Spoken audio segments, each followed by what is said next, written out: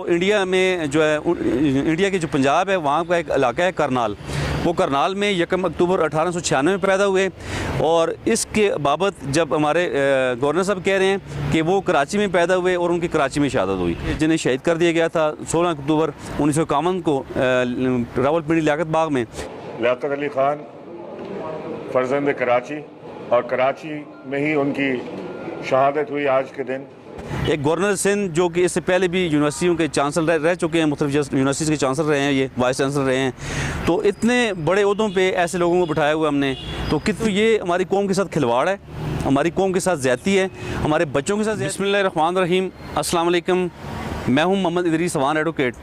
और दोस्तों, अगर हम राइट्स की बात करें और राइट्स की प्रोटेक्शन की बात करें तो फिर ये भी लोगों का हक़ है कि उन्हें सही मालूमात दी जाएँ।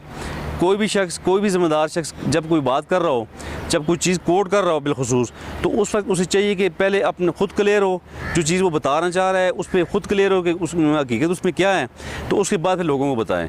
तो फिर अगर बात, ये तो आम लोगों की मैं बात कर रहा हूँ, ये तमाम पढ़े लिखे, तमाम पब्लिक, जितनी भी पब्लिक है जो पढ़े लिखे लोग हैं उनकी बात कर रहा हूँ। तो अगर बात हो किसी अच्छे पोर्टफोलियो की, मिसाल वज़ीर-ए-आज़म, वज़ीर-ए-आला या कोई भी चीफ़ जस्टिस किसी भी कोर्ट का, या कोई भी जज, या कोई भी वकील, कोई भी डॉक्टर, जब बात रिस्पॉन्सिबल लोगों की हो तो फिर उन्हें ज़्यादा मुताद रहना पड़ता है। उन्हें जो भी कुछ चीज़ वो बताएंगे वो एज़ अ रोल मॉडल होते हैं, उन्हें जब लोग एज़ अ रोल मॉडल देख रहे होते हैं तो फिर उन्हें बिल्कुल एहतियात करनी चाहिए। उन्हें जो भी कुछ चीज़ वो बताएं तो अच्छी तरीके से पहले ख़ुद जान लें कि क्या वो जो बताना चाह रहे हैं लोगों को, क्या वो बात सही है, किस हद तक सही है। अगर वो सही नहीं है, अगर उन्हें ख़ुद मालूमात नहीं है, तो किसी भी सूरत आगे वो कुछ चीज़ें कोट ना करें, लोगों को गलत चीज़ें ना बताएँ।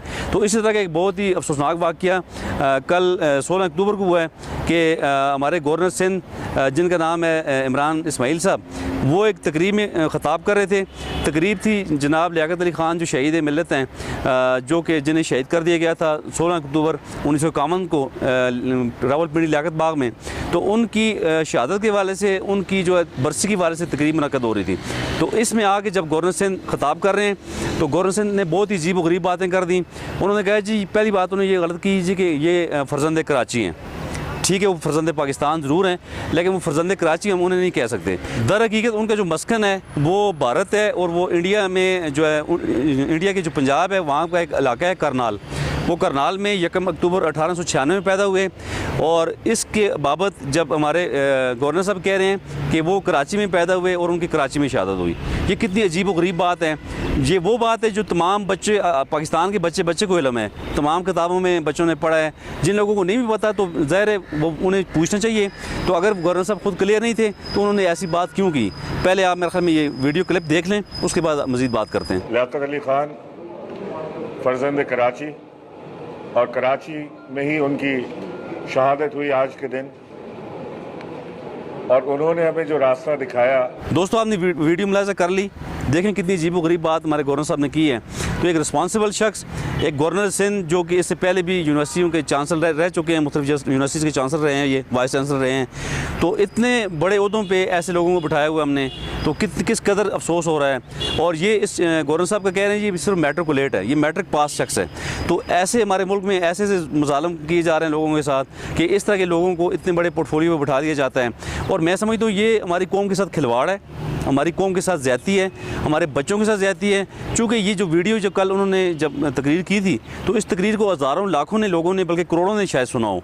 तो जिन लोगों को ये नहीं इल्म था कि लियाकत अली ख़ान साहब रावलपिंडी लियाकत बाग में शहीद हुए थे जलसे के दौरान, बाकायदा स्टेज पे शहीद हुए थे, स्टेज पे उन्हें गोली मार दी गई थी, तो वो जिन बच्चों को ये चीज़, इस चीज़ का इल्म नहीं था, तो उन बच्चों के जहनों में ये गलत इन्फॉर्मेशन चली गई। तो कितना बड़ा जुल्म है, ये कितनी बड़ी ज़्यादती है हमारे कौम के साथ। तो बहरहाल इस तरह की चीज़ों पर हमें नज़र रखना चाहिए और हमारी स्टेट को चाहिए कि ऐसे नालायक लोगों को कभी भी किसी अहम पोर्टफोलियो में आके ना बिठाएं।